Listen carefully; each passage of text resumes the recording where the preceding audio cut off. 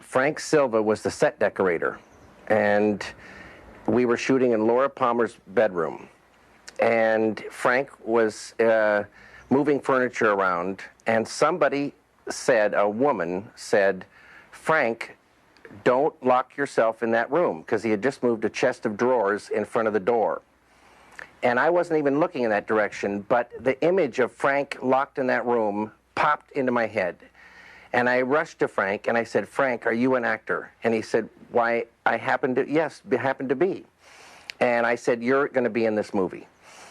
And he said, "Fantastic."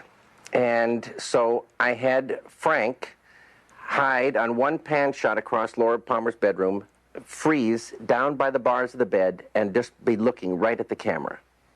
And we shot that. And I didn't know what I was going to use it for, no idea at all. We kept shooting in Laura Palmer's house, and that night we were shooting one of the last thing in the house. Mrs. Palmer's tormented on the couch, smoking a cigarette, and scenes are playing back in her head, and suddenly she sees something in her mind, bolts upright, and screams. Sean Doyle, he got that right, and tilts up and captures the scream perfectly. And I said, "Fantastic." And Sean says, "No, it's not fantastic." I said, "Sean, what is the matter?" He said, "Someone was reflected in the mirror." I said, "Who was reflected in the mirror?" And he said, "Frank Silva was reflected in the mirror." And that's when I knew that Frank was part of the scene.